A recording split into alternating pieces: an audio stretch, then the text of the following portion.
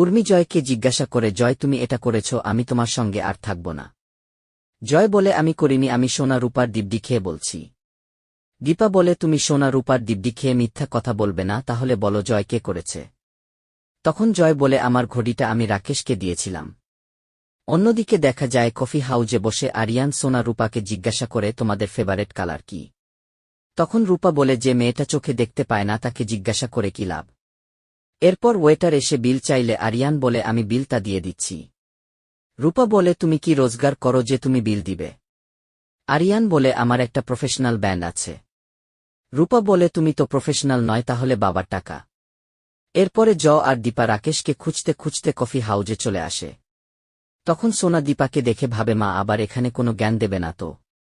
তখন আরিয়ান দীপাকে দেখে ভাবে, এই মহিলাটা জয়ীর মা, আর সেদিন আমি তার সঙ্গে খারাপ ব্যবহার করেছিলাম। এরপরে কফি হাউজের ম্যানেজার এসে বলে, রাকেশ এইমাত্র বেরিয়ে গেল। তখন দীপা দৌড়ে রাকেশকে খুঁজতে যাবে, তখনই আরিয়ান এর সঙ্গে ধাক্কা লাগে। তখনই আরিয়ান দীপাকে বলে, সেদিনকার ব্যবহারের জন্য সরি।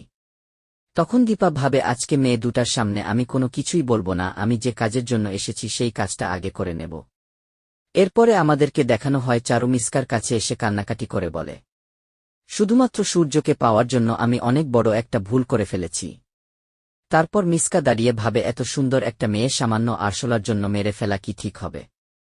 তারপর মিসকা চারুকে বলে, পাপ করে এখন পস্তালে হবে। তখন চারু বলে, আমি তো তোমার কথায় কাজটা করেছি। তখন মিসকা বলে, আমার কোনো ধরনের লাভ নেই, তবে তোমার লাভ ছিল। ঠিক তখন সোনা চারুকে ফোন করে বলে, তুমি কোথায় আছো, আমি তো একটু কফি হাউসের এসেছি, আর সেখানে দেখি মা রাকেশ নামে কাউকে খুঁজছে। তারপর চারু সোনাকে বলে, আমি তিস্তার সঙ্গে আছি। এটা শুনে সোনা একটু অবাক হয়ে যায়। এরপরে মিসকা চারু করে বলে, আমি তো তোমার নাম করেই রাকেশকে ফোন করেছিলাম, আর তুমি যদি ক্ষমা চাও ক্ষমা পেয়ে যাবে। কিন্তু তুমি যদি আমার নাম বল তাহলে সবাই ভাববে কাজটা মিসকা করেছে। আর মিসকা একটা ক্রিমিনাল, আর ক্রিমিনালের সাথে যে হাত মেলায় সেও ক্রিমিনাল হয়ে যায়। এদিকে দেখা যায় সোনা রূপাকে বলে, মা সবকিছু নষ্ট করে দেয়, আমি চারুকে ফোন করলাম। চারু বলে সে তিস্তার সঙ্গে আছে। সোনার মুখে এই কথা শুনে রূপা একটু অবাক হয়ে যায়। এরপরে সোনা ভাবে রূপাকে কিছু বলা যাবে না, সে যদি মাকে বলে দেয়। এরপরেই দেখা যায় আরিয়ান রাকেশকে ধরার জন্য দীপাকে সাহায্য করে।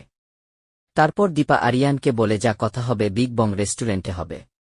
এরপরে স্কুলে যে ছেলেটা সোনাকে পছন্দ করে সেই ছেলেটা যখন সোনাকে দাঁড়িয়ে থাকতে দেখে তখন একটা অটো নিয়ে সোনার সামনে গিয়ে দাঁড়ায়। এরপরে রূপা সবকিছু ভেবে বুঝতে পারে যে মিশকা আন্টি এইবার কিছু করেছে। তো বন্ধুরা, অনুরাগের ছোঁয়া সিরিয়ালের আপডেট সবার আগে পেতে আমাদের চ্যানেলটি সাবস্ক্রাইব করে বেল আইকনে ক্লিক করে রাখুন। ধন্যবাদ।